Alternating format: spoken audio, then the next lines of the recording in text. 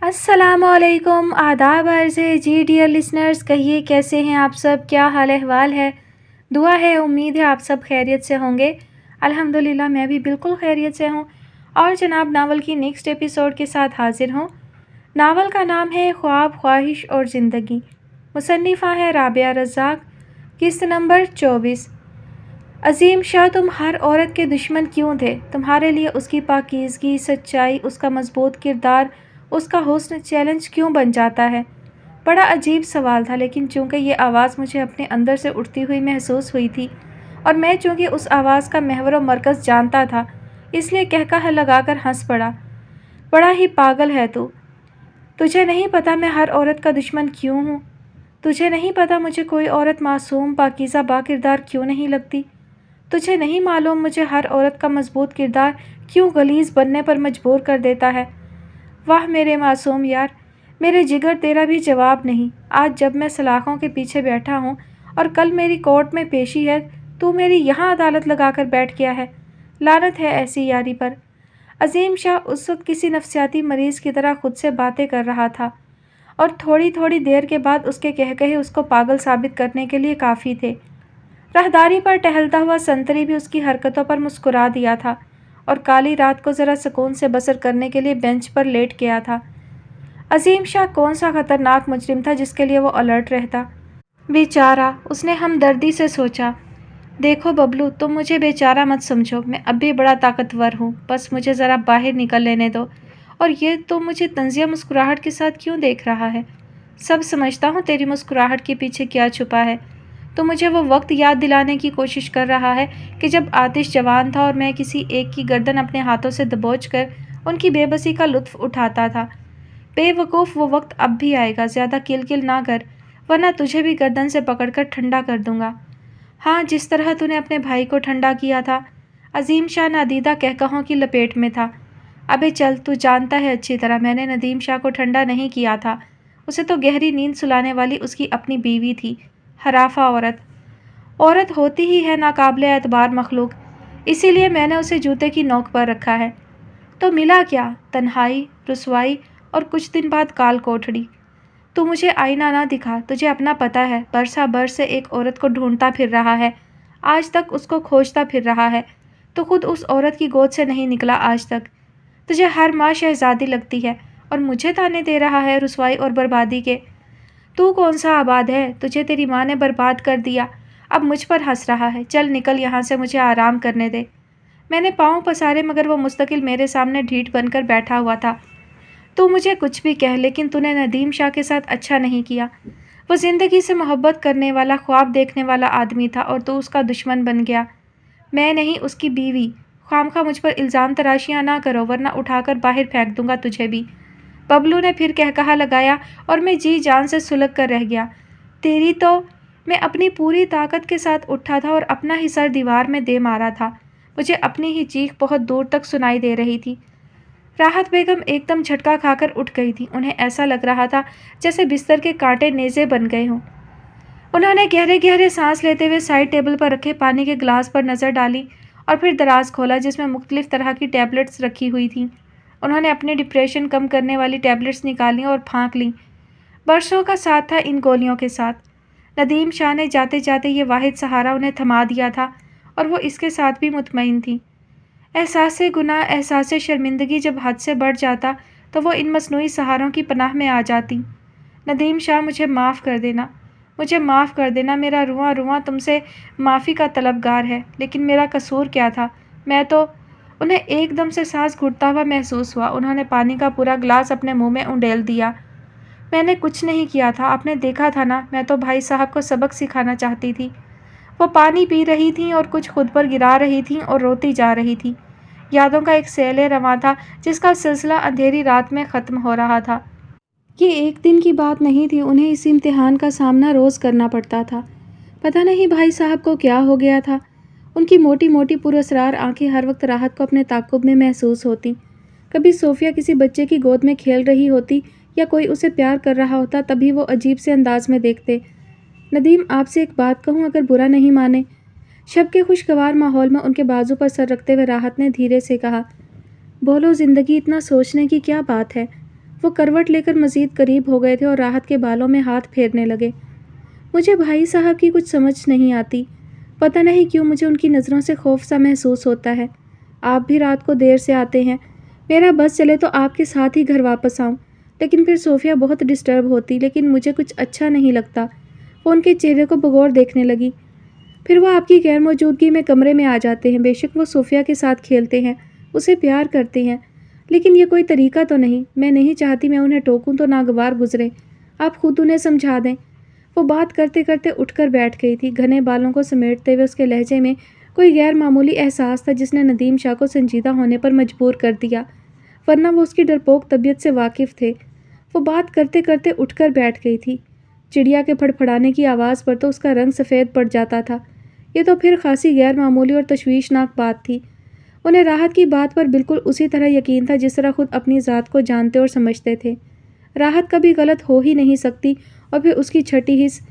لیکن وہ کیا تھا جو بھائی صاحب نے انہیں بتایا تھا؟ سن لو، تم جو کر رہے ہو بہت اچھی بات ہے، کرو ضرور۔ اچھی بات یہ بھی ہے کہ کاروبار بڑھنا چاہیے ہمارا۔ تم گارمنٹس کی طرف چلے گئے تھے، کوئی اعتراض نہیں، حالانکہ فہیم کو مسئلہ تھا۔ دیکھو تمہاری حد تک ٹھیک ہے، لیکن یہ جو تم اپنی بیوی کو اس کاروبار کا حصہ بنا رہے ہو، یہ بالکل ٹھیک نہیں ہے۔ وہ کم عمر کی ہے، اس گھر کی عزت ہے، اس کا اس طرح مردوں میں اٹھنا بیٹھنا، ان کے ساتھ میٹنگ کرنا مجھے بالکل پسند نہیں۔ دیکھو میں تمہارا بھائی تمہارے بھلے کی بات کروں گا۔ عورت کی عزت اور وقار گھر کی چار دیواری میں ہوتا ہے۔ جب وہ گھر سے باہر نکل گئی تو کچھ پتہ نہیں کیسی کیسی نظریں اس کی چادر کو داغدار کر دیتی ہیں۔ ابھی تو تم برداشت کر لو گے، جوان خون ہے، لیکن جب سمجھ میں آئے گی تو وقت ہاتھ سے نکل چکا ہوگا، تمہاری بیوی تمہارے ہاتھ سے نکل چکی ہوگی۔ وہ تو اپنی بات مکمل کر کے چلتے بنے تھے، لیکن ندیم کی آنکھیں ان کی چوڑی پشت پر جمی رہ گئی تھی۔ راحت بیگم کی کاروباری سوجھ بوجھ ان سے کہیں زیادہ تھی، یہ بات وہ محسوس بھی کرتے تھے اور برملا اعتراف بھی کرتے تھے۔ لیکن ابھی جو بھائی صاحب نے تصویر کا رخ دکھایا، اس نہج پر تو انہوں نے بھی سوچا ہی نہیں تھا۔ یہ سچ بھی تو تھا کہ راحت کی پبلک ڈیلنگ اچھی تھی، وہ جب بات کرتی تھی تو مخاطب مبہوت ہو کر سنتا تھا۔ بھائی صاحب تو یہ بھی کہہ رہے تھے راحت ہمارے گھر کی عزت ہے، کوئی اسے غلط نگاہ سے دیکھے پھر کس طرح وہ راحت پر میلی نظر ڈال سکتے ہیں۔ یقیناً راحت کو کوئی غلط فہمی ہوئی ہوگی، ان کا مزاج ہی ایسا ہے، گھر کی عورتیں خوفزدہ ہو جاتی ہیں۔ ان کے اندر سوال جواب چل رہے تھے جب راحت نے کندھا ہلا کر انہیں پھر سے مخاطب کیا۔ کیا ہوا ندیم، آپ کس سوچ میں پڑ گئے؟ میں نے تو بس یوں ہی ایک بات کی تھی۔ دیکھیں بلا اجازت تو کسی کے کمرے میں جانا اخلاقیات تو نہیں۔ ان کا انداز شعوری طور پر سرسری سا ہو گیا۔ اسے اپنی پوزیشن کا بخوبی احساس تھا، وہ دو بھائیوں کے درمیان کسی مسئلے کی وجہ نہیں بننا چاہتی تھی۔ ویسے بھی اماں کی وفات کے بعد اس گھر میں اپنا وجود رائے گاں ہی لگتا تھا، لیکن جب تک اپنے گھر کی تعمیر مکمل نہیں ہو جاتی یہاں رہنا مجبوری تھی۔ ارے یار کچھ نہیں سوچ رہا، بلکہ وہ لفظ ترتیب دے رہا ہوں جن کی مدد سے بھائی صاحب کو سمجھایا جا سکے۔ بے شک ذہنی کشمکش راحت سے نگاہیں چرانے پر مجبور کر رہی تھی، لیکن اسے تسلی دینا، اس کا اعتماد بحال کرنا بھی تو ضروری تھا۔ وہ مسکراتی نگاہوں سے اسے دیکھنے لگے۔ نہیں نہیں، آپ رہنے دیں، مجھے اندازہ ہے ان کے مزاج کا، آپ کی بات بری لگے گی۔ راحت نے معاملے کی نزاکت کو سمجھ کر مشورہ دیا۔ تم مجھے اتنا کمزور سمجھتی ہو، بلی کا بچہ اپنی طرح؟ وہ شرارتی نظروں سے دیکھنے لگے۔ واہ، یہ بھی خوب کہی، شیر کی خالہ تو ہوں نا، اس نے مان سے سینے پر ہاتھ رکھتے ہوئے کہا۔ بس پھر پریشان نہ ہوا کرو، جب تک یہ شیر زندہ ہے تم پر کوئی آنچ نہیں آنے دے گا۔ بھائی صاحب کے اپنے مسائل ہیں، لیکن حیرت انگیز بات یہ ہے کہ وہ اپنے بچوں کو کبھی گود میں نہیں لیتے، مگر صوفیہ کو وہ گود میں اٹھاتے ہیں، پیار کرتے ہیں۔ بس یہی سوچ کر میں بھی خاموش ہو جاتی ہوں، نسرین بھابھی کی کلکل کے ساتھ زندگی گزارنا، لیکن دونوں ہی ایک مزاج ہیں، اس نے جھرجھری سی لے کر کہا۔ اور سوچیں اگر ان کی پیاری بہن آپ کی زندگی میں آ جاتی تو پھر کیا ہوتا؟ پھر کیا ہوتا، وہ ہوتی یا میں ہوتا؟ انہوں نے بھی مزے سے کہا۔ یعنی اس گھر میں ایک اور بھائی صاحب ہوتے؟ واہ جی واہ، کتنا اچھا حل ہے نا ہر مسئلے کا۔ راحت کو بھی مزہ آ رہا تھا اس بے مقصد بحث میں۔ میری پاگل سی راحت جاں، جہاں مزاج نہ ملیں، سوچ ساتھ نہ دے، دل ایک دوسرے کے ہونے کی گواہی نہ دے اور آنکھوں سے دل کی بات سمجھ نہ آئے، وہاں زندگی عذاب ہوتی ہے، ایک بوجھ ہوتی ہے جسے ہم بے زبان یا بے حس جانور کی طرح ڈھوتے رہتے ہیں۔ وہ اس کے ہاتھ میں اپنے اندر کی ساری حدتیں منتقل کرتے ہوئے جذب کے ساتھ بولے۔ تب راحت کو اس بے تحاشا جذباتی اور سچے بندے پر شدت سے پیار آیا۔ وہ اپنے آپ کو بہت معتبر محسوس کرنے لگی۔ یہی ساری باتیں تو وہ ندیم شاہ کے لیے محسوس کرتی تھی، اور ہر بار ان کے منہ اس کا اعتراف ڈھیروں ڈھیر توانائی دے جاتا تھا، لیکن یہ پتہ نہیں تھا یہ توانائی ایک تاریک رات نکل جائے گی اور وہ خالی ہاتھ رہ جائے گی مجرم بن کر۔ اس رات ندیم شاہ کو آنے میں دیر ہو گئی تھی۔ وہ صوفیہ کو سلا کر نماز اور قرآن پاک پڑھنے کے ارادے سے وضو کرنے کے لیے ملحقہ باتھ روم میں چلی گئی۔ تبھی لائٹ چلی گئی۔ کوفت تو ہوئی مگر صد شکر کے باتھ روم میں بھی ایمرجنسی لائٹ آن ہو جاتی تھی۔ غصہ اس بات کا تھا کہ وہ اب یکسوئی کے ساتھ قرآن نہیں پڑھ سکے گی اور پتہ نہیں کب تک ندیم شاہ کے انتظار میں جاگنا پڑے گا۔ انہی سوچوں میں اس نے وضو کر کے باتھ روم کا دروازہ کھول کر کمرے میں قدم رکھا تو دل دھک سے رہ گیا۔ ایمرجنسی لائٹ کی روشنی میں صوفیہ کے اوپر جھکا ہوا وہ چہرہ کسی اور کا نہیں، بھائی صاحب کا ہی تھا۔ وہ بنا دوپٹے کے تھی۔ اسے یکدم ڈھیر ساری کوفت اور الجھن نے آن گھیرا۔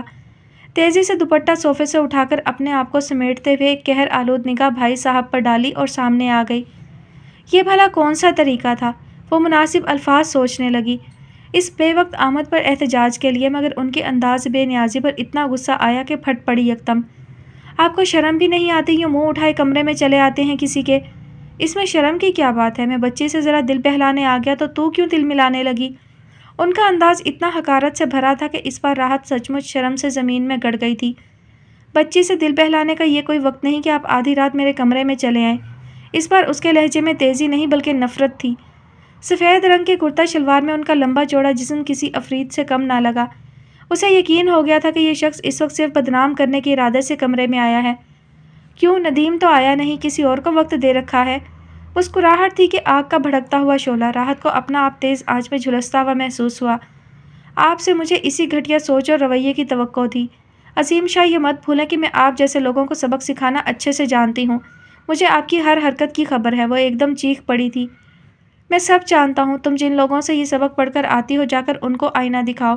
میرا تو یہ گھر ہے، یہ میرے بھائی کی بیٹی ہے۔ میرا جب دل چاہے میں اس کے پاس آ سکتا ہوں۔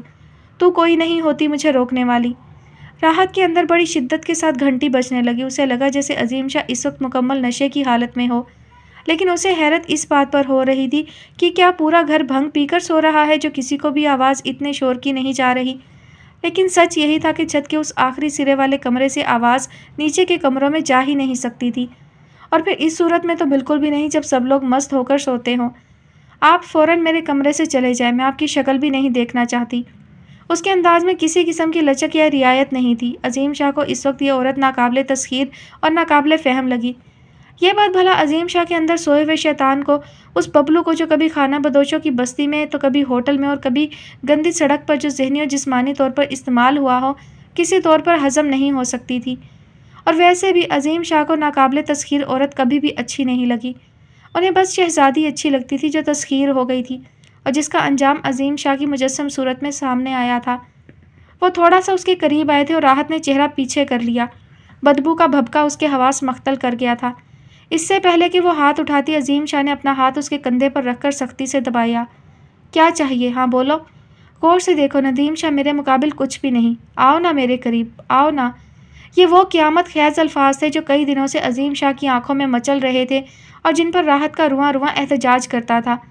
وہ ندیم شاہ کو اپنے انداز میں ان نظروں کی سنگینی کا احساس دلا چکی تھی، مگر شاید انہوں نے عظیم شاہ کو سمجھانے میں دیر کر دی تھی۔ اور کون تھا جو ان کو سمجھتا؟ شاید اماں ہوتی تو، اور اپنے گھر میں تو ہو ہی نہیں سکتا۔ شاید کوئی بھی یہ برداشت نہ کرتا، نہ کوئی بھائی اور نہ بھابھی۔ راحت نے بھرپور نفرت سے عظیم شاہ کے چہرے پر تھوکتے ہوئے ہاتھ جھٹکا اور ان کی گرفت سے نکل کر جلدی سے صوفیہ کی طرف آ گئی۔ لیکن وہ یہ نہیں جانتی تھی کہ جب مرد پر شیطان حاوی ہو جاتا ہے تو نہ وہ رشتہ دیکھتا ہے اور نہ ہی اس کا تقدس، اور نہ ہی کسی خونی رشتے کی حرمت اس کی آنکھوں پر چڑھی ہوس کی دھند کو کم کرتی ہے۔ عظیم شاہ کی آنکھوں سے ہوس ٹپک رہی تھی اور سر پر خون سوار ہو چکا تھا۔ آج پہلی بار کسی عورت نے پلٹ کر جواب دیا تھا، چہرے پر تھوکا تھا اور اپنی بھرپور نفرت کا اظہار کیا تھا۔ سالی کتیا، تو نے عظیم شاہ کو دھتکارا ہے، تو نے میرے منہ کے اوپر تھوکا۔ تیرے لچھن میں سب جانتا ہوں۔ ندیم شاہ تو کاروبار چمکانے کے چکر میں ہے اور تو میرے سامنے پاک باز بن رہی ہے۔ خون آشام نگاہیں اور رگ رگ میں اترنے والا نیزے کی انی کی طرح لہجہ راحت کی ساری ہمتیں پست کر گیا تھا۔ صوفیہ جاگ گئی تھی اور راحت نے اسے دبوچ کر خود بھی چیخنے کی کوشش کی تھی اور اسے بھی رلانے کی کوشش کی تھی کہ کوئی تو مدد کو آئے، لیکن پتہ نہیں کیوں آواز گلے میں ہی گھٹ کر رہ گئی، اور اس لمحے تو سانس حلق پہ رک سا گیا جب عظیم شاہ کے ہاتھ میں چمکتا ہوا پسٹل دیکھا۔ یا اللہ! ابھی دل نے صدا دی ہی تھی کہ ندیم شاہ دروازہ کھول کر اندر داخل ہوئے تھے۔ ان کے سامنے ایک ناقابل بیان منظر تھا۔ بھائی کا ہاتھ اسلحے سے لیس اور راحت صوفیہ کو سمیٹے سامنے دیوار سے لگی تھی۔ انہوں نے بنا سوچے کہے بھائی پر جست لگائی۔ یہ وقت سوال کا نہیں بلکہ بھائی کے چنگل سے بیوی اور بیٹی کو بچانے کا تھا، مگر بھائی کی طاقت اور داؤ پیچ کے ہنر ندیم شاہ سے کہیں زیادہ تھے۔ وہ دونوں آپس میں گتھم گتھا ہو گئے، کبھی ایک نیچے اور کبھی دوسرا۔ راحت خوفزدہ نظروں سے پسٹل دیکھ رہی تھی جو کسی بھی لمحے، اس سے آگے وہ کچھ نہیں سوچ رہی تھی۔ پسٹل عظیم شاہ کے ہاتھ سے چھوٹ کر بیڈ پر آن گرا تھا۔ عظیم شاہ نے مغلظات بکنا شروع کر دی تھیں اور ندیم شاہ اب بھی بھائی کو سنبھالنے کی کوشش کر رہے تھے۔ میں اس حرافہ عورت کو گھر میں نہیں رہنے دوں گا۔ تجھے نہیں پتا یہ تیری آنکھ کے نیچے کیا کر رہی ہے۔ تو نہیں جانتا میں رات کے اس پل یہاں کیوں آیا۔ تجھے نہیں پتا یہ مجھے خود بلاتی رہی اور میں بھاگتا رہا۔ ارے اس کی دیدہ دلیری دیکھ کس قدر حوصلہ ہے، سارے مردوں کو خوش کر کے تیرے سے محبت سمیٹ رہی ہے۔ وہ نہ جانے کیا کچھ اول فول بک رہے تھے۔ ندیم شاہ کی تو سمجھ میں کوئی بات نہیں آئی تھی، البتہ راحت نے پسٹل تان کر عظیم شاہ کو پکارا۔ اس وقت ایک ہاتھ میں صوفیہ اور دوسرے ہاتھ میں پسٹل تھا اور وہ نہیں جانتی تھی کہ اتنی طاقت کہاں سے آ گئی تھی جس نے بزدلی اور چوہے بلی سے ڈرنے والی راحت کو شیرنی بنا دیا تھا۔ بے غیرت آدمی، اب اگر ایک لفظ بھی کہا تو ساری گولیاں تیرے سینے میں اتار دوں گی۔ ندیم شاہ کے لیے یہ انداز اور یہ راحت بالکل نئی تھی۔ انہوں نے چونک کر سر اٹھایا، بھائی کو دھکا دے کر پیچھے کیا۔ راحت پلیز یہ پسٹل مجھے دے دو، پلیز تم صوفیہ کو سنبھالو اور اس کمرے سے باہر نکلو۔ دیکھو صوفی کتنا رو رہی ہے، پلیز تمہیں میری قسم۔ ارے ایک نمبر کی جھوٹی بدمعاش عورت ہے، ندیم اس کی باتوں میں نہیں آنا۔ عظیم شاہ نے پھر آگے بڑھ کر راحت پر حملہ کرنے کی کوشش کی۔ راحت آئی سیڈ گو، یہ وہ آخری جملہ تھا جو اس کی سماعتوں سے ٹکرایا تھا اور پھر کائنات کی گردش تھم گئی تھی۔ ایک دھماکے کی آواز آئی تھی، اس کے بعد راحت کو نہیں یاد کہ کیا ہوا تھا۔ بس جب وہ ہوش میں آئی تھی تو زندگی کی ناؤ گہرے پانیوں میں ڈوب چکی تھی۔ اسے 2 دن بعد ہوش آیا تھا اور اس کے ارد گرد کوئی نہیں تھا، نہ ندیم شاہ، نہ عظیم شاہ اور نہ کوئی اور۔ وہ تنہا ایک وسیع کمرے میں چھت کو گھور رہی تھی۔ پھر اس نے کسی کی آواز سنی تھی، ارے منحوس عورت تھی، اپنے ہی شوہر کو کھا گئی۔ اللہ توبہ، جھیٹ کے ساتھ توبہ توبہ۔ شوہر کیسے برداشت کرتا، بھلا خودکشی نہ کرتا تو کیا کرتا؟ پھر ایک اور بھیانک آواز، ارے بیچارے نے ڈائریکٹ سر میں گولی ماری تھی۔ کس قدر دیوانہ تھا اس عورت کے پیچھے، کیسے برداشت کرتا؟ تب راحت ایک زوردار چیخ مار کر اٹھ بیٹھی تھی۔ نہیں، گولی ندیم نے نہیں ماری، گولی تو میں نے ماری ہے۔ وہ اپنا سر دیوار پر پٹک رہی تھی، چیخ رہی تھی، رو رہی تھی۔ بیچاری پاگل ہو گئی، یہ اس محلے کی عورتیں تھیں۔ ندیم شاہ کو دفنا بھی دیا گیا تھا۔ عظیم شاہ، فہیم شاہ، گھر کے ہر بندے سے لوگ تعزیت کرنے آ رہے تھے۔ راحت کے گھر والے بھی شرمندہ سے کھڑے تھے ایک طرف، ماتم کا گھر، اس طرح کے بہتان اور راحت کی دیگرگوں حالت۔ صوفیہ کو تو اسی دن کوئی لے گیا تھا راحت کے میکے، کسی کو اس کا ہوش ہی نہیں تھا، اور شاید یہی وہ سب سے اچھی بات تھی جو راحت کو اس قفس سے نکلنے میں مدد دے گئی تھی، ورنہ وہ جب سے ہوش میں آئی عظیم شاہ کی نظروں نے بلیک میل کرنا شروع کر دیا تھا۔ ان آنکھوں میں پتہ نہیں کیا کچھ تھا، غلاظت سمیت۔ راحت سمجھنے سے قاصر تھی، وہ بس روتی تھی، چیختی تھی اور اپنے گناہ کا اعتراف کرتی تھی، مگر عظیم شاہ کسی معتبر بزرگ کی طرح آگے آ جاتے۔ محبت کرتی تھی پاگلوں والی ندیم سے، یہ حالت نہیں ہوگی تو کیا ہوگا؟ ارے تم لوگ نہیں جانتے، ایک دوسرے کے لیے دیوانے تھے۔ ہر پل کا سایہ، ندیم بھی گولی نہ مارتا تو کیا کرتا؟ کاروبار میں نقصان، صحت خراب، وہ بیوی اور بیٹی کو کوئی نقصان نہیں پہنچانا چاہتا تھا۔ بڑی بیماری ہو گئی تھی، صرف مجھے بتایا تھا اس نے۔ کیا کہوں، بہت شرمندہ ہوں، پتہ نہیں ہمارے گھر میں وہ موذی بلا کیسے آئی۔ ندیم تو بہت پرہیزگار تھا، بس قدرت کا لکھا قدرت جانے۔ یہ تصویر کا ایک اور انوکھا رخ تھا جو راحت کے میکے والوں، محلے کے بزرگوں کو اور پولیس کی تفتیشی ٹیم کو دکھایا گیا۔ پولیس کو عظیم شاہ کی بات پر ضروری کارروائی کے بعد روز آخرت کی طرح یقین آ گیا تھا۔ راحت کے گھر والے شش و پنج میں مبتلا تھے، مگر یہ ایسا قید خانہ تھا جو کوئی بھی اندر جانے کی کوشش کرتا تو واپسی پر تاریکی ملتی۔ کوئی کچھ کہتا، کوئی کچھ کہتا، کسی نے راحت کو بد کردار کہا تو کسی نے عظیم شاہ کے کردار اور مردانگی کو نشانہ بنایا، کسی نے ندیم شاہ پر بہتان لگایا، اس کی خودکشی کو قدرت کی سزا قرار دیا۔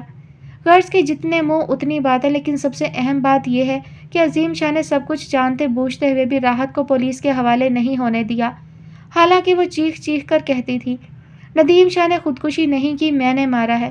تبھی سب کو اس کی ذہنی حالت پر ترس آتا اور وہ سمجھتے کہ راحت پاگل ہو گئی ہے صدمے سے، اس لیے اس طرح کی باتیں کر رہی ہے۔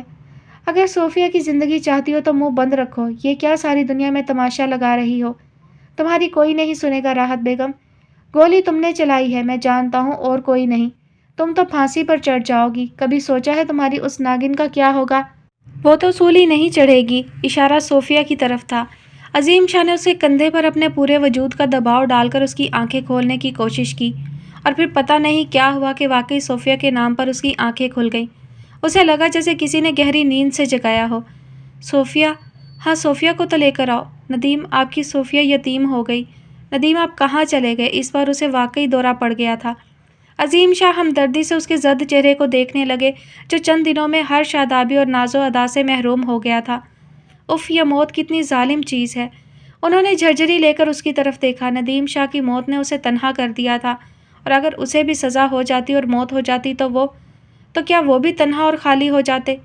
उन्हें ये नाकाबिले तस्खीर औरत, उनकी ज़िद को दीवानगी में बदलने वाली औरत भला फिर कब नज़र आती?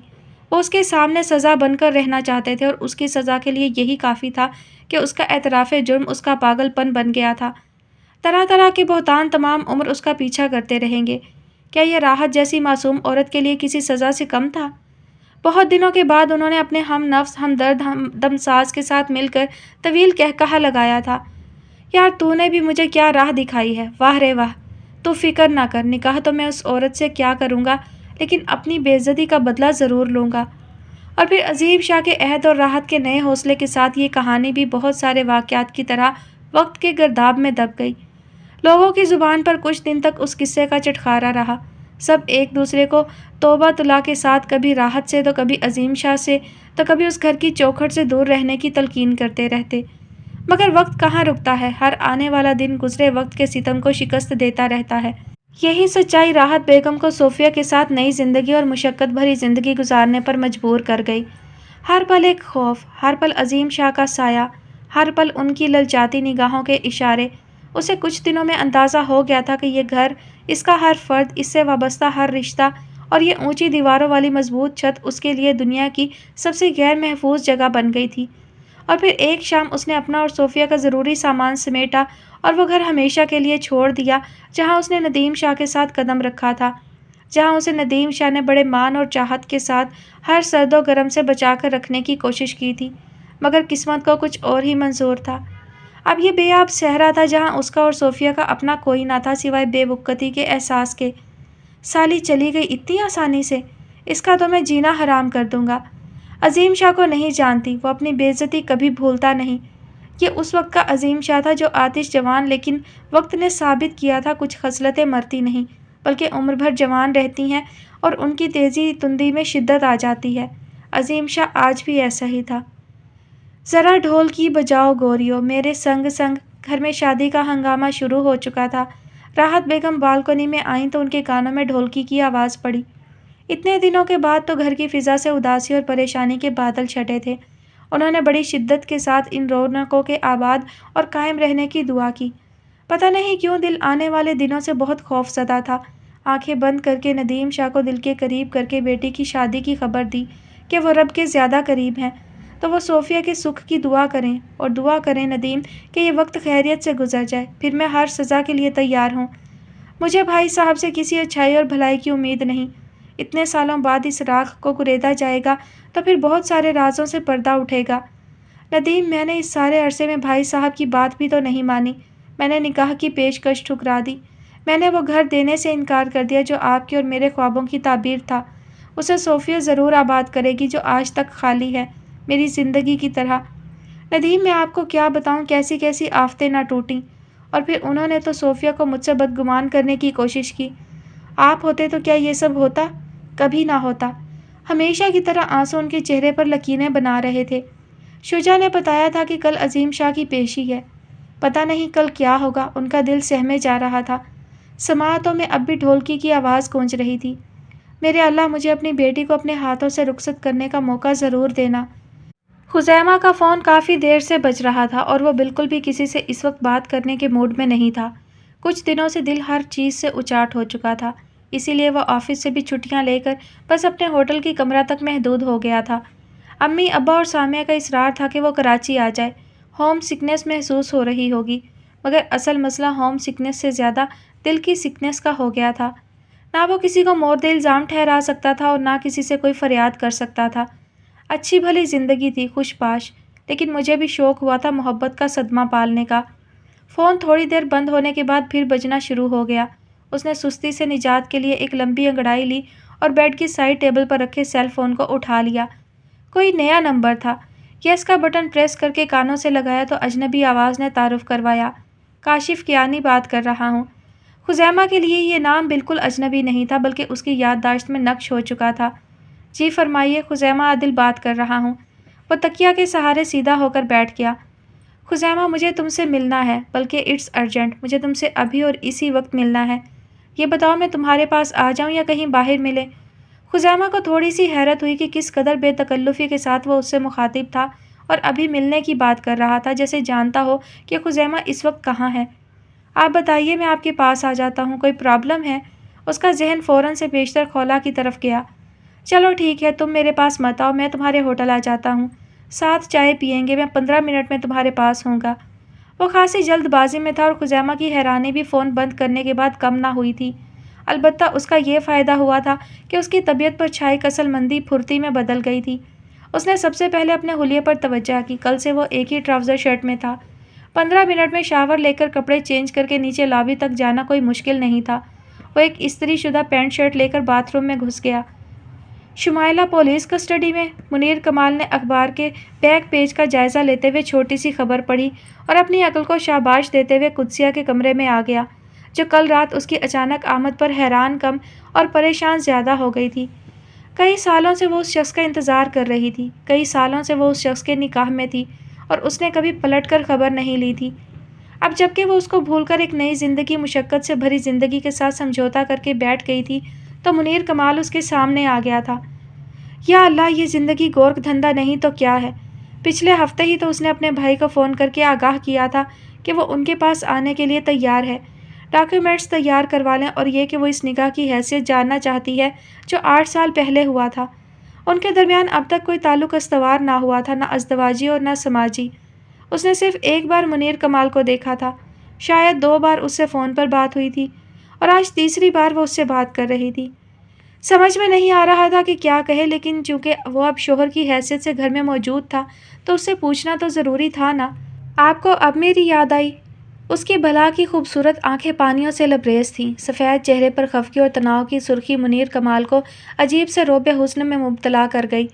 मैं भी कितना अहमक था, इतना अरसे इन कातिल जलवों से महरूम रहा। खैर, अभी भी वक्त हाथ से नहीं निकला। कमाल ने अपनी शैतानियत को मज़लूमियत के सांचे में ढालने की कोशिश की और उस सुकड़ी सिमटी नाजुक से हाथों वाली लड़की के करीब बैठने के लिए जगह बनाई। उसे तो याद भी नहीं था कि ये निकाह किन हालात में हो गया था। अच्छी बात तो ये थी कि वो इस वक्त अपनी निकाही बीवी के सामने सफाई देने को एक ज़बरदस्त सी कहानी घड़कर बैठ गया था। तुम्हें पता है, मैं 8 साल जेल में रहा। उसने अपना सर झुका लिया और मुनीर कमाल को यकीन था कि वो अपना झुका सर इस इंकिशाफ पर उठा लेगी। हाँ कुद्सिया, मेरी गाड़ी से एक एक्सीडेंट हो गया था दुबई में। मैं दुबई पुलिस से तो बच गया था, लेकिन मुझे क्या पता था कि कमबख्ती मेरा पीछा करेगी। मुझे हेथरो एयरपोर्ट पर पकड़ लिया गया और फिर मुझे कैद हो गई। मैं किसको बताता, किससे फरियाद करता, किससे मदद मांगता? जिनके आगे पीछे कोई नहीं होता वो इसी तरह ख्वार होते हैं। तुम्हारे भाई से भी राब्ता करने की कोशिश की, लेकिन क्या बताता कि मैं किस मुश्किल में हूँ। बस मत पूछो, क्या कुछ नहीं झेला। मैं तुम्हें दुख तकलीफ़ में नहीं देखना चाहता था। मुझे नहीं पता था कि मैं उसी कैद खाने से निकल पाऊँगा या नहीं। वो तो मुझ पर कुदरत को रहम आ गया। मेरी अच्छी रेपुटेशन की वजह से मेरी सज़ा जल्द ख़त्म हो गई। वो पता नहीं क्या क्या कहानियाँ सुना रहा था, कितना सच कितना झूठ। कुद्सिया को यकीन आ भी रहा था और नहीं भी आ रहा था। दिल की गवाही कुछ थी, दिमाग की कशमकश कुछ थी, लेकिन उसके आंसुओं ने सारी अदावतें धो दी। मुनीर कमाल उसकी गोद में सर रखकर रो रहा था। कुद्सिया, मैं तुम्हारा मुजरिम हूँ, गुनाहगार हूँ। तुम सबकी खुशियों का, तुम्हारे सारे ख्वाब, सारी खुशियाँ मेरी वजह से मलिया मेट हो गईं। तुम्हारी उम्र का सबसे खूबसूरत दौर मेरी वजह से ज़ाया हो गया। तुमने मेरी वजह से तन्हाई काटी। तुमने मेरी वजह से इस दौरान सुनसान इलाके में दरवेशी की ज़िंदगी गुजारी। तुम्हें मेरा इंतज़ार था ना, तुम्हें यकीन था ना कि मैं लौट कर आऊँगा। देखो तुम्हारा यकीन कितना सच्चा था, कितना एतबार था तुम्हें इस रिश्ते पर जिसकी डोर से हम बंधे हुए थे। देखो, मैं सबसे पहले तुम्हें ढूंढता हुआ यहाँ पहुँचा, हालांकि मैं इस जगह सिर्फ उस वक्त आया था जब हमारा निकाह हुआ था। देखो, मुझे सारे रास्ते याद थे। वो वक्त याद था जब तुम मेरी बनी थी। हाँ कुद्सिया, तुम मेरी। वो मचल मचल कर रो रहा था, जज्बों की शिद्दत से भरपूर बातें कर रहा था। कुदसिया के दिल पर जमी बर्फ पिघलना शुरू हो गई थी। आज वो एक मुद्दत के बाद आई थी, सर का मसाज करने, नरम गरम हाथों की हिद्दत से आंखों के पपोटों की हिद्दत समेटने, शल एहसाब को नई जिंदगी से निबरत आजमा होने का हौसला देने। क्या वो नाराज़ थी जो इतने दिनों बाद आई थी, या फिर शऊर ने ज़िंदगी के तमाम मराहल तय करने के बाद उसे अपने सबसे ज़्यादा करीब महसूस किया था। तमाम रात उससे ढेर सारी बातें की थी और उसकी मखसूस खुशबू अभी तक अपने इर्द गिर्द महसूस हो रही थी। आओ मरियम, एक मुद्दत हो गई तुम्हें देखा नहीं, मगर अब दिल को कैसे समझाऊं कि तुम्हें देखना अब मुमकिन नहीं। तुम्हारे मामले में बड़ा पागल है मेरा दिल। उन्होंने एक करवट लेकर सर्द और सफ़ेद माहौल में ज़िंदगी से भरपूर मुस्कुराहट वाली मरियम को महसूस किया। एक मखसूस मुस्कुराहट उनके लबों को छू गई। तुमको बस जाने की जल्दी थी ना।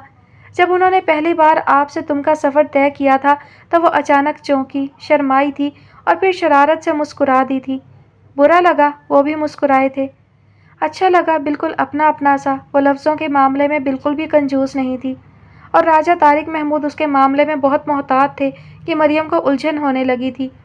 उनकी आंखें बोलती थीं, चेहरा दिल की बात कह जाता था और मरियम के लिए यह भी काफ़ी था कि दुनिया में कोई तो ऐसा है जो उसकी बात सुनता है और कहे बगैर भी समझ लेता है। वो जो सोचती थी वो उसके कहने पर पूरा भी हो जाता था। आपको कैसे पता चला मुझे माइग्रेन हो रहा था?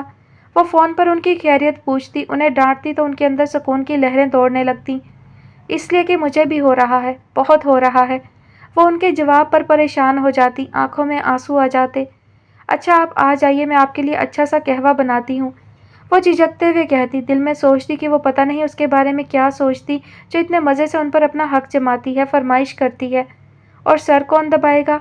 उसकी अलग से फीस होगी। उसने होंठ दांतों तले दबा लिए। और कोई हुक्म? मुखातिब का लहजा दिल में हलचल मचा गया।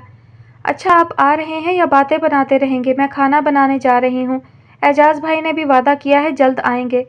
वो अपनी तरफ से प्रोग्राम फाइनल करके इसी तरह फ़ोन बंद कर देती थी और तारिक महमूद के पास किसी हीले बहाने की कोई सूरत ही नहीं रहती थी। और फिर कुदरत को शायद उनका तवील साथ मंजूर था। ये हीले बहाने भी ख़त्म हो गए। एक दिन एजाजुद्दीन के घर पर उसके किसी दुश्मन गिरोह ने हमला किया। वो उस हमले में ज़िंदगी से हाथ धो बैठा। मरियम को भी चोट आई थी मगर ज़हनी हालत ज़्यादा दगरगों थी। उसे यकीन था यह मुनीर कमाल की कारस्तानी है। ऐन वक्त पर अगर पुलिस ना आ जाती तो पता नहीं क्या होता।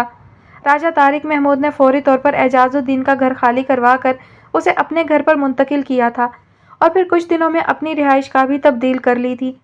फिर मरियम के साथ उसकी ज़िंदगी के आखिरी दिनों तक जो राब्ता बना वो आज तक कायम व दायम था, कशमाला और खोला के साथ की सूरत में।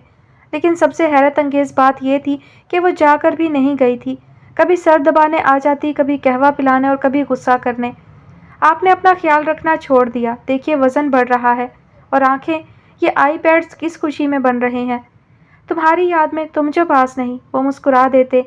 अब कभी वो आंखें मूंदे उसके साथ हम कलाम थे, तभी आशिर की सरगोशी उन्होंने अपने करीब महसूस की। खामोश, बाबा सो रहे हैं। उसकी आवाज़ पर उन्होंने पट से आंखें खोल दी और कशमाला के चेहरे पर शरारती सी मुस्कुराहट बिखर गई। मैंने कहा था ना बाबा नहीं सो रहे। वो अपनी जीत पर खुश थी। आशिर ने मुंह बसोर लिया। क्या है बाबा जान, आपने आज भी मेरी लाज नहीं रखी। उन्होंने बेसाख्ता उसे इशारे से अपने करीब लाकर सीने से लगा लिया। किस कदर पुरसकून एहसास था, कितनी ठंडक मिली थी राजा तारिक महमूद के तपते दिल को। इसका अंदाज़ा वही कर सकता था जो इस नेमत से महरूम था।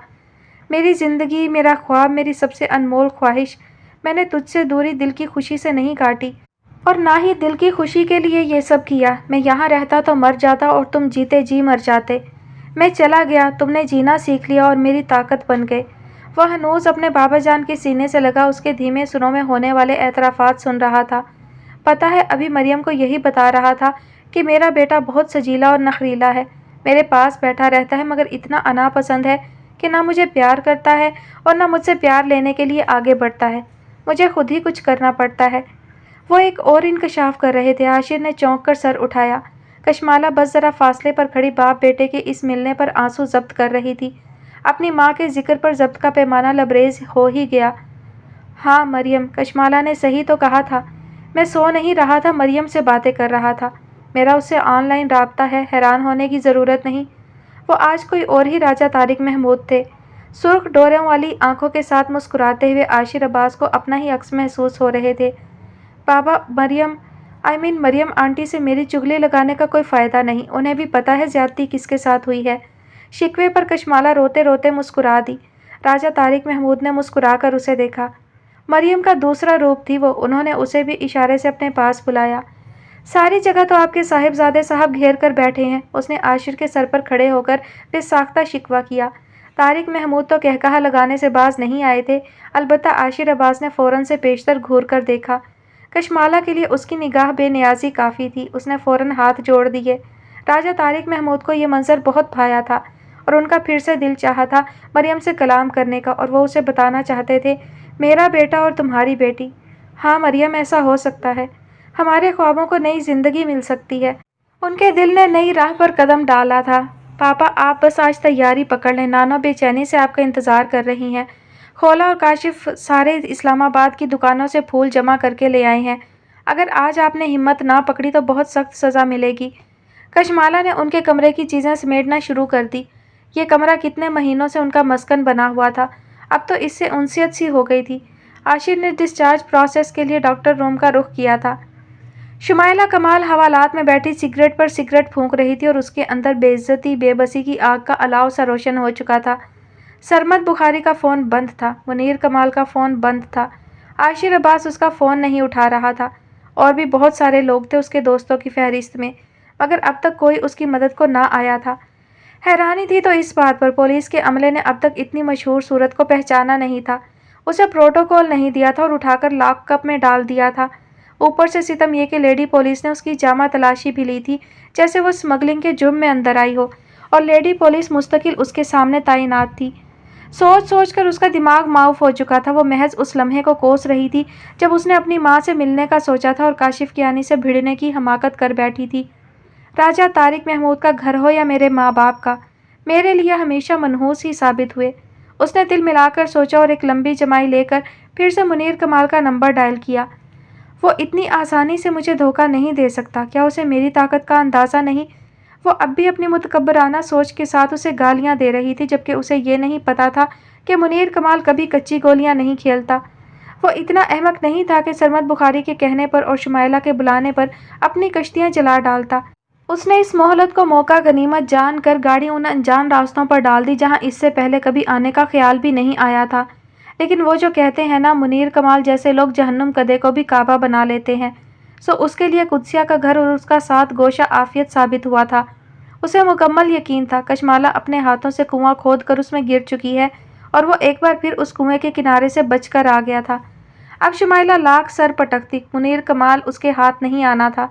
आखिरी सिगरेट ख़त्म करने के बाद फिर से सारे नंबर ट्राई किए और सबसे आखिर में अपनी माँ के घर का वो नंबर भी आजमा डाला जहाँ आज तक उसकी आवाज़ सुनकर रिसीवर साइड पर रख दिया जाता था। आज भी उसे यकीन था ऐसा ही होगा, मगर हैरत अंगेज़ तौर पर फ़ोन उठा लिया गया और दूसरी तरफ से वो बरसों बाद अपनी माँ की आवाज़ सुन रही थी। खुज़ैमा काशिफ से मिलने के बाद जब से कमरे में आया था, खुद को किसी ड्रामाई दुनिया में महसूस कर रहा था। उसे यकीन ही नहीं आ रहा था जो काशिफ ने बताया, जो उसने दरियाफ्त करने की कोशिश की, उसमें खुज़ैमा और उसकी फैमिली का किरदार सरे फहरिस्त था। यह हैरत नहीं, सद हैरत का मुकाम था कि काशिफ खुज़ैमा के घर के हर बंदे को जानता था और उनके कवायफ तक मालूम थे। उससे मिलकर पहली बार खुज़ैमा को मरूबियत का एहसास हुआ था और उसने सोचा था कि खोला का इंतखाब कोई आम सा बंदा नहीं हो सकता, और आज उसे अपनी चेहरा शनासी और आदम परख कर यकीन हो गया था काशिफ यानी वाकई कोई आम बंदा नहीं था। जब तक उसको कहानी पर खुद यकीन नहीं आता, वो अम्मा अब्बा से शेयर भी नहीं कर सकता था और ना ही उससे अज़राह तशवीश पूछ सकता था कि अब्बा, क्या आपको अपने सारे बहन भाई याद हैं, और ये भी कि उनमें से कोई गायब तो नहीं। अब्बा ने तो इस बात पर उसके लत्ते लेना थे। वो सोच सोच कर थक गया था। तब उसने सामिया का नंबर मिलाया। मुझे ये बताओ, तुम्हारे पास बड़ी फूफी का कोई नंबर है, उनसे डायरेक्ट बात हो सकेगी? सामिया ने चंद लम्हे लगाए थे और फिर होल्ड पर जाकर अपने ही मोबाइल से नंबर ढूंढने लगी। भैया, मैं आपको सेंड कर देती हूँ। खैर तो है, कहीं उनकी साहबजादी के साथ समझौता करने का ख्याल तो नहीं आ गया? वो चहकी। चुप कर जाओ, फिर फजूल बातें, मुझे जल्दी से नंबर सेंड करो। खुज़ैमा आज कोई मजाक सुनने के मूड में नहीं था। अजहर, सरमद बुखारी और फिर अजहर, पता नहीं ज़िंदगी किस तरफ ले जा रही थी। इस कैद खाने से तो निकलने की हर कोशिश बेकार गई थी। اور پتہ نہیں کیوں اظہر بھی اس سے تل ملایا رہتا تھا۔ وہ پہلے والا اظہر ہی نہیں تھا، اسے تو یوں لگتا تھا جیسے کسی اجنبی قید میں ہے۔ نہ وہ بات کرتا تھا اور نہ ہی کسی بات کا سیدھا جواب دیتا تھا، لیکن گزری رات وہ مرد ضرور بن گیا تھا اس کے عورت پن کا فائدہ اٹھانے کے لیے۔ صبح اٹھ کر سعدیہ نے ہر چیز پر نفرت سے تھوکا تھا اور خود کو بھی اس نفرت کا نشانہ بنایا تھا، لیکن ان ساری حرکتوں کا فائدہ کیا تھا؟ کچھ بھی نہیں۔ غرض پوری ہو چکی تھی، اب اسے کوئی غرض نہیں تھی کہ سعدیہ مر رہی ہے یا جی رہی ہے۔ یہ وہی سعدیہ ہے بھی کہ نہیں جس کے ساتھ اس نے جینے مرنے کے وعدے کیے تھے۔ آج شام اس نے تیار ہونے کا کہا تھا اور وہ اس مقصد کے لیے کپڑے جوتے بھی لے آیا تھا۔ سعدیہ کو احساس ہو گیا تھا پھر کوئی اس کا خریدار مل گیا ہے۔ یہ واحد شام تھی، آخری موقع تھا کہ اگر وہ اظہر اور اس جیسے لوگوں کے چنگل سے نکل سکتی، ان کی دنیا سے فرار ہو سکتی۔ اس نے تہیہ کر لیا تھا وہ آج یہ کوشش ضرور کر لے گی، اس لیے وہ بلا حیل و حجت اظہر کی بات مانتی جا رہی تھی۔ اس کی مرضی کے کپڑے، اس کی مرضی کی تیاری اور سب سے بڑی بات، چہرے کو ریلیکس کر کے مسکراہٹ کے ساتھ وہ اس سے بات کر رہی تھی جیسے دونوں پکنک پر جا رہے ہوں۔ اظہر اسے لے جانے کے لیے گاڑی لے کر آیا تھا، یہ بڑی بات تھی ورنہ اس کے پاس کھٹارا سی موٹر بائیک تھی۔ قربانی، گویا بڑی قربانی کا بڑا صلہ۔ اس کی مسکراہٹ کے پیچھے آنسو کا سیلاب رواں تھا۔ گاڑی جانے انجانے راستوں پر رواں تھی اور انہی راستوں سے ایک راستہ اس کے گھر کی طرف بھی نکلتا تھا۔ اس کا پیارا گھر، پیارے لوگ، اپنے سچے رشتے، ان کی دی ہوئی ہر تکلیف دوسرے دن زائل ہو جاتی تھی۔ پتہ نہیں سب کس حال میں ہوں گے، اماں کیا کرتی ہوں گی، تائی سے صوفیہ نے کیا کچھ نہ سنا ہوگا، پتہ نہیں صوفیہ کی شادی ہو گئی یا نہیں، اور عظمیٰ باجی، عالیہ باجی، سب کو کتنے تانے ملتے ہوں گے۔ نعمان تو مجھ سے نفرت کرتا تھا نا، اب تو اور زیادہ ہو گئی ہوگی اس کی نفرت۔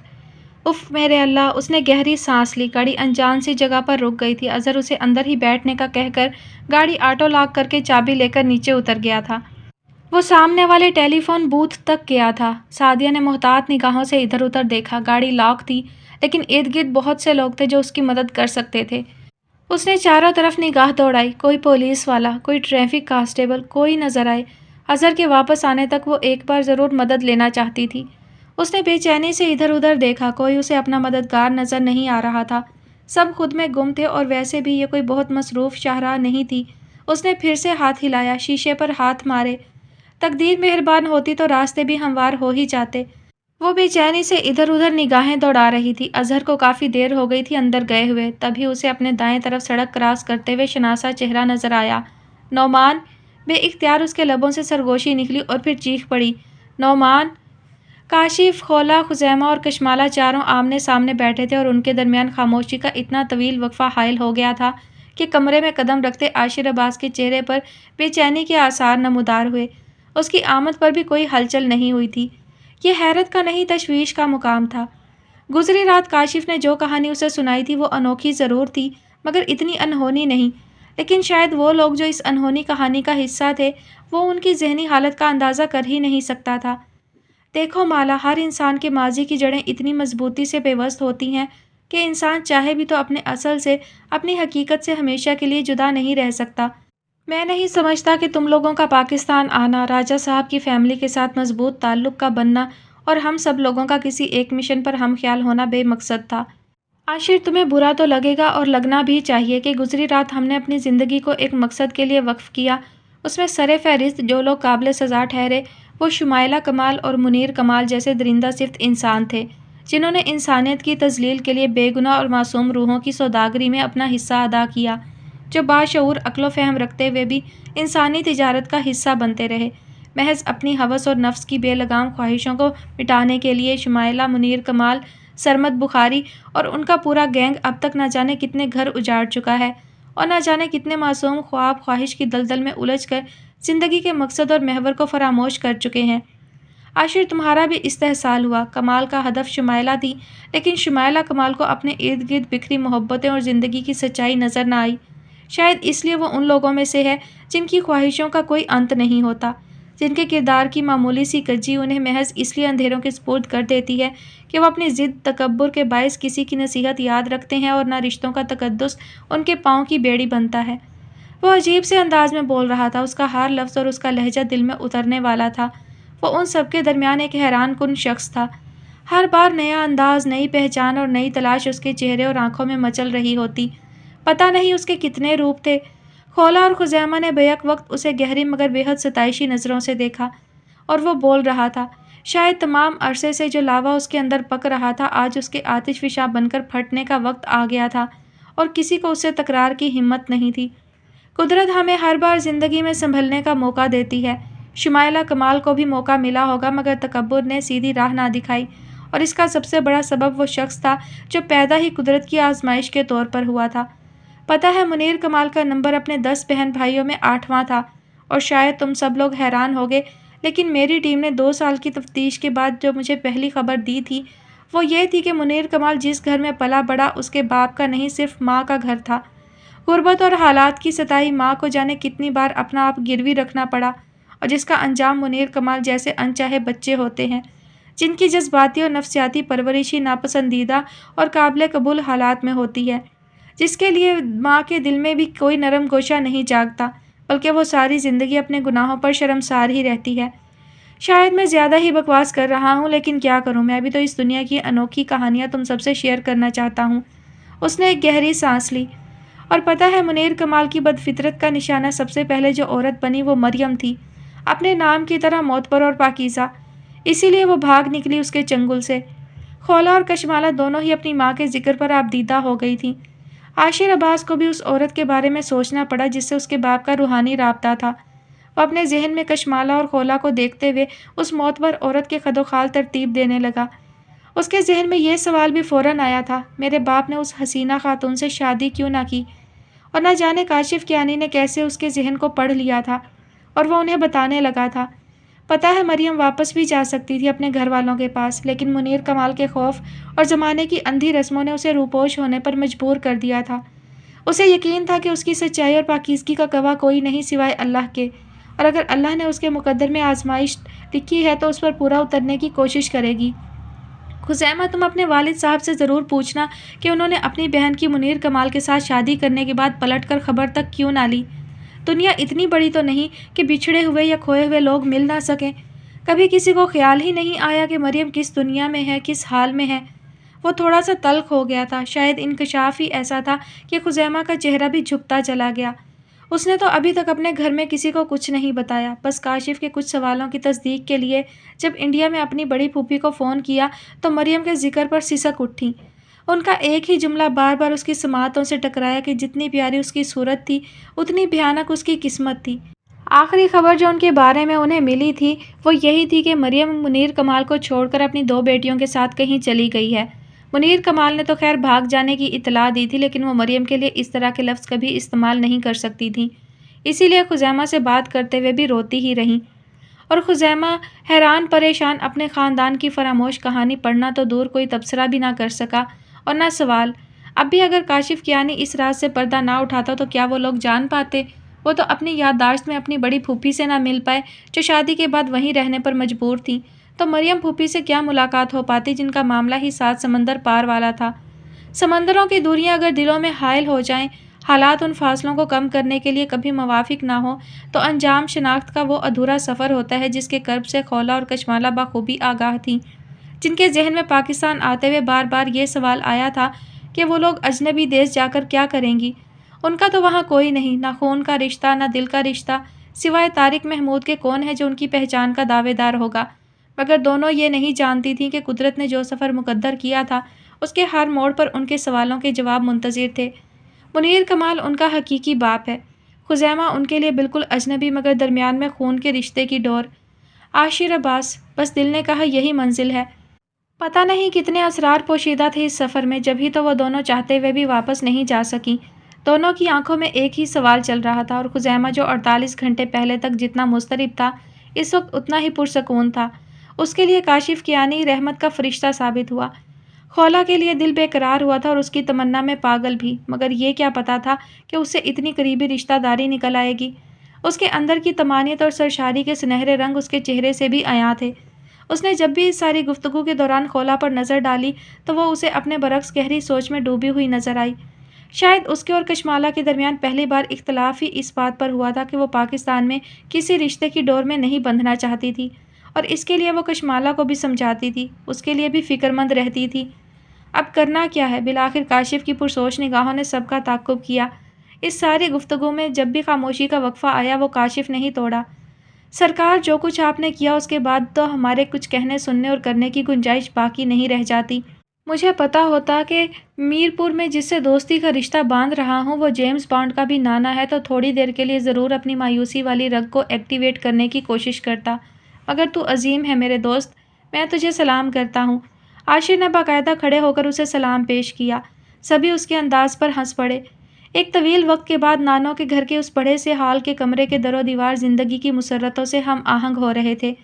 کشمالہ کو محسوس ہوا تھا جیسے آج ہر شے مسکرا رہی ہو، عاشر کے چہرے کی بشاشت کا عکس اپنے اندر جذب کر رہی ہو۔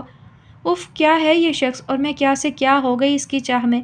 کاشف نے عاشر کو گلے لگایا ہوا تھا اور وہ اسے دیکھ کر سوچے جا رہی تھی۔ سب تیرے پیار میں کیا ہے، اب تو نے اگر زندگی کے اسی موڑ پر بے وفائی کرنے کی کوشش کی تو سوچ لے اور سمجھ لے میں تجھے پاتال کی گہرائیوں سے نکال کر لے آؤں گا۔ کاشف کیانی نام ہے میرا، یاد رکھنا۔ بند فائل میں دبے راز سے پردہ اٹھانا میرا شوق ہی نہیں پیشہ بھی ہے۔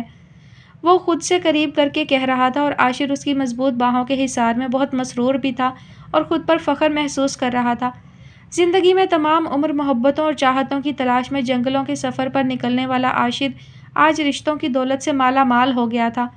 بابا گھر آ گئے تھے۔ کاشف کے روپ میں اسے جگری دوست، یار اور ایک بھائی جیسا مضبوط سہارا مل گیا تھا، اور سب سے بڑھ کر ان سب کے درمیان بیٹھی ایک وہ ہستی جو خود تو خاص الخاص ہی تھی مگر اس کی ایک نگاہ التفات کی منتظر رہتی تھی۔ یہ احساس کتنا طاقتور ہوتا ہے، آپ کسی کے لیے اتنے اہم ہیں کہ وہ آپ کو ہر رنگ اور ہر آہنگ سے سوچتا ہے، آپ کی فکر کرتا ہے اور آپ کے لیے اپنی زندگی کے بہت سارے خواب ترک کر دیتا ہے، بس اس راہ شوق پر چل پڑتا ہے جس میں اسے صرف آپ کا قرب اور آپ کا مضبوط سائبان درکار ہوتا ہے۔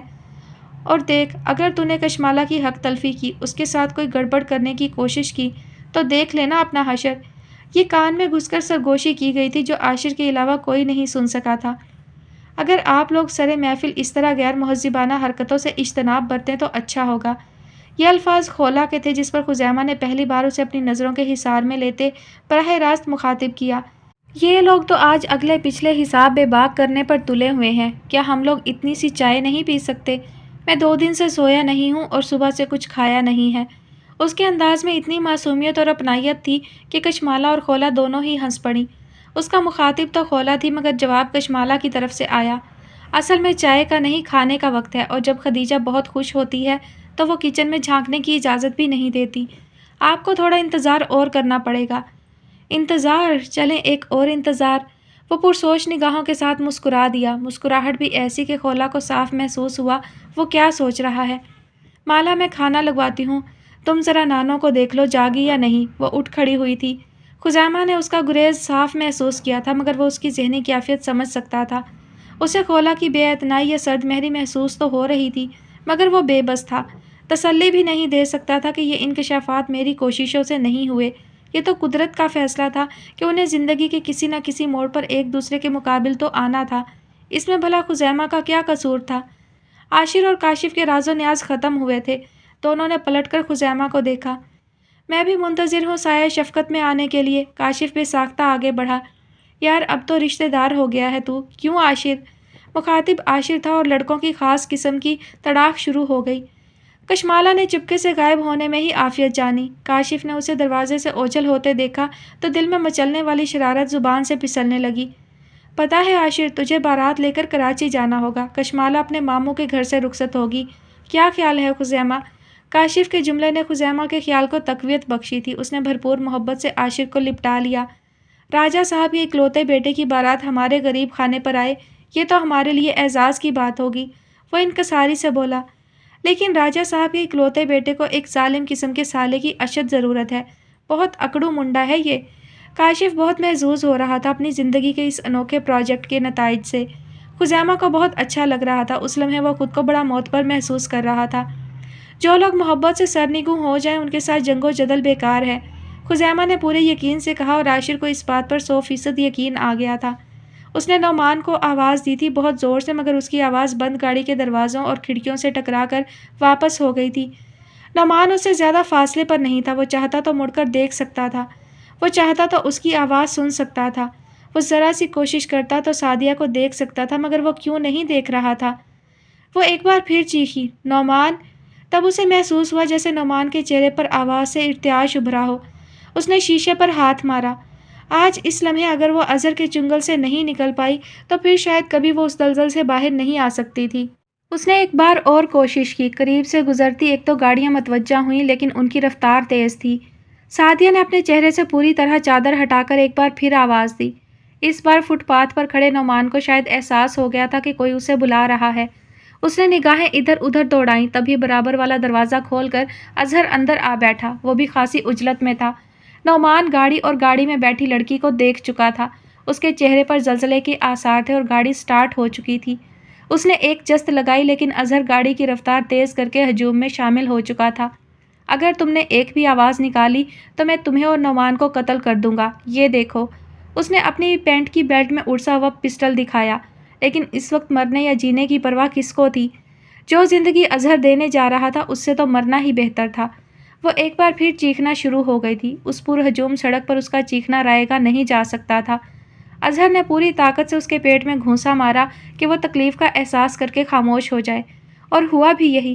پیٹ میں درد کی شدید لہر نے سعدیہ کی آواز تک سلب کر لی تھی۔ وہ اپنا پیٹ پکڑ کر دوہری ہو گئی۔ اظہر نے گاڑی کی سپیڈ بڑھا دی تھی کیونکہ وہ دیکھ چکا تھا کہ نعمان نے کسی ٹیکسی کو اشارہ دیا تھا۔ چوہے بلی کا کھیل شروع ہو چکا تھا۔